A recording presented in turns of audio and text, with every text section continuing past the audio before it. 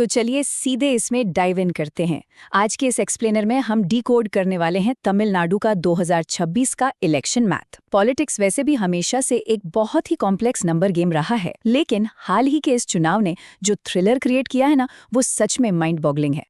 शुरुआत करते हैं आर्ट इमिटेटिंग लाइफ के एक एकदम परफेक्ट एग्जाम्पल से।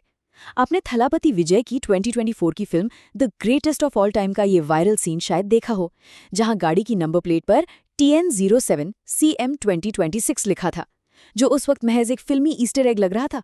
कौन जानता था कि वो एक बहुत बड़ी पॉलिटिकल रियलिटी में बदल जाएगा। और ये बात इसलिए और भी ज्यादा एक्साइटिंग है क्योंकि वो सच में राज्य के अगले मुख्यमंत्री बनने के बिल्कुल करीब खड़े हैं। Part 1 the hunger assembly, Tamil Nadu का नंबर गेम। किसी भी पॉलिटिकल सिचुएशन को समझने के लिए हमें पहले बेसिक्स क्लियर करने होंगे।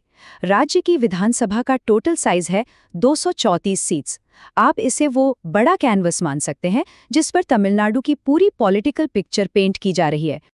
और इस 234 में से मैजिक नंबर क्या है? वो है 118।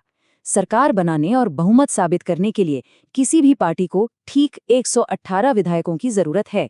यही वो अल्टीमेट फिनिश लाइन है जो ये डिसाइड करेगी कि सत्ता किसके हाथ में जाएगी। अब जरा करंट सिचुएशन को देखिए। थलापति विजय की पार्टी TVK, जो पहली बार चुनाव लड़ रही है, वो 108 सीटों के साथ सबसे बड़ी पार्टी बनकर उभरी है। वहीं DMK 59 और AIDMK 47 सीटों पर सिमट गई हैं। TVK के पास सबसे बड़ा चंक तो है, लेकिन फिर भी वो उस मैजिक नंबर से थोड़ा सा पीछे रह गए हैं। तो इस पूरे रस्साकशी के सेंटर में क्या है? वो है ये नंबर 10। TVK को पूर्ण बहुमत हासिल करने और अपनी सरकार बनाने के लिए एग्जैक्टली 10 और विधायकों का सपोर्ट चाहिए। सोचिए, सिर्फ 10 कदम दूर। अब जब दांव इतने ऊंचे हों तो रिजॉर्ट पॉलिटिक्स का आना तो तय था, है ना? किसी भी तरह की टूट फूट या पोचिंग से बचने के लिए TVK ने तुरंत अपने सभी 108 विधायकों को महाबलीपुरम के एक होटल में शिफ्ट कर दिया है। और साथ ही सबसे बड़ा दल होने के नाते उन्होंने गवर्नर को लेटर लिखकर सरकार बनाने का दावा भी ठोक दिया है। अब जो बात सच में इंटरेस्टिंग है वो है part 2, the plot twist, Congress का बड़ा यू टर्न। सियासी वफादारियां कैसे रातों रात बदलती हैं, ये उसके एक परफेक्ट उदाहरण है। एक तरफ पुराना गठबंधन था जहां कांग्रेस और DMK लंबे समय से साथी थे, लेकिन अब कांग्रेस ने ऑफिशियली DMK से नाता तोड़कर थलापति विजय की पार्टी TVK को सपोर्ट करने का ऐसा अनाउंसमेंट किया है जिसने सबको चौंका दिया है। लिटरली एक झटके में पूरी पिक्चर बदल गई। जाहिर है DMK इस पर चुप तो बैठने वाली थी नहीं। अपने इतने पुराने साथी के अचानक ऐसे पाला बदलने पर उनका रिएक्शन काफी गुस्से वाला रहा है। उन्होंने इसे सीधे तौर पर पीठ में छुरा घोंपना कहा है। पॉलिटिक्स में हम अक्सर ऐसी बयानबाजी देखते हैं, लेकिन ये रिएक्शन दिखाता है कि बैकग्राउंड में कितनी टेंशन चल रही है। लेकिन कांग्रेस के इस मूव का जमीनी असर क्या हुआ? जवाब है ये नंबर 5।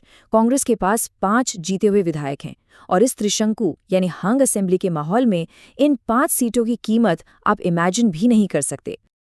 चलिए इस मैथ को थोड़ा सिंपल करते हैं। TVK के 108 और उसमें जोड़ दीजिए कांग्रेस की 5, टोटल हो गए 113। इसका मतलब समझे आप, विजय अब उस मैजिक नंबर से सिर्फ और सिर्फ 5 सीटें दूर हैं। 118 का आंकड़ा अब बिल्कुल उनकी आंखों के सामने है। Part 3, the missing pieces, king makers, छोटे दल और बागी विधायक। आखिर वो 5 सीटें आएंगी कहां से? यहाँ एंट्री होती है उन छोटी पार्टियों की जो अब इस गेम की असली किंग मेकर बन गई हैं। VCK और CPI के पास 2-2 सीटें हैं। CPM2, IUML2 और DMDK के पास 1 सीट है। इनमें से अगर कोई भी साथ आ जाए तो गेम सेट। लेकिन कैच ये है कि इनमें से ज्यादातर पार्टियां पहले DMK के गठबंधन में थीं, इसलिए उनका अगला कदम क्या होगा, इस पर अभी भी एक बड़ा सस्पेंस बना हुआ है। और नंबर्स जुटाने का एक और बहुत ही शॉकिंग सोर्स हो सकता है। खबरों की माने तो AIADMK के अंदर एक बहुत बड़ी बगावत पक रही है। करीब 30 विधायक पाला बदलकर TVK को सपोर्ट करने का सोच रहे हैं। अगर ऐसा सच में हो जाता है तो विजय के लिए रास्ता एकदम क्लियर हो जाएगा। लेकिन यहाँ एक बहुत बड़ा पेच फंसा हुआ है। AIADMK की लीडरशिप, खास तौर पर पलानी स्वामी, विजय के अंडर किसी सरकार में काम करने को बिल्कुल तैयार नहीं है। दोनों के बीच इस फ्रिक्शन को देखते हुए डायरेक्ट गठबंधन के बजाय बाहर से सपोर्ट ही एक इकलौता प्रैक्टिकल ऑप्शन लग रहा है। चलिए आगे बढ़ते हैं और देखते हैं कि ये कैसे बिल्ड होता है। Part 4 the fine print, Congress की कोएलिशन कंडीशंस। देखिए, पॉलिटिक्स में कोई भी सपोर्ट बिना किसी शर्त के नहीं मिलता। कांग्रेस ने कुछ वैचारिक शर्तें बहुत क्लियर रखी हैं। उन्होंने साफ कहा है कि कम्युनल ताकतों को बाहर रखना होगा, संवैधानिक मूल्यों का पालन करना होगा और एक शेयर्ड आइडियोलॉजी और आपसी सम्मान के आधार पर सरकार चलानी होगी। और आइडियोलॉजी के अलावा कुछ स्ट्रेटेजिक डिमांड्स भी हैं। सूत्रों के मुताबिक कांग्रेस को अपनी इन 5 क्रूशियल सीटों के बदले 2 कैबिनेट मंत्री पद चाहिए। साथ ही वो सिर्फ इस विधानसभा चुनाव तक नहीं रुकना चाहते, उन्हें लोकसभा, राज्यसभा और स्थानीय निकाय चुनावों में भी एक लॉन्ग टर्म पार्टनरशिप चाहिए। मतलब यहाँ एक बहुत लंबी प्लानिंग चल रही है। Part 5 the fallout and future. इस पूरी बिसात का नतीजा क्या निकलने वाला है? फिलहाल की सबसे बड़ी तस्वीर ये है कि टीवीके ने 7 मई को शपथ ग्रहण करने का टारगेट सेट कर लिया है और गवर्नर के सामने अपना क्लेम भी पेश कर दिया है। टीवीके सबसे बड़ी पार्टी जरूर है, लेकिन सत्ता की असली चाबियां अभी भी उन किंग मेकर्स के ही हाथों में हैं।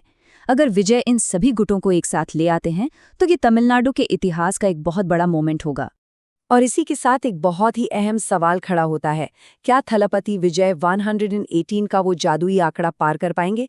क्या ये तमिलनाडु की दशकों पुरानी पॉलिटिक्स को हमेशा के लिए बदल देगा? ये एक ऐसी ग्रिपिंग थ्रिलर है जिसका क्लाइमैक्स देखने के लिए पूरे देश की नजरें टिकी हैं। हमारे साथ इस पूरे पॉलिटिकल मैथ को डिकोड करने के लिए शुक्रिया। देखते हैं आगे क्या होता है।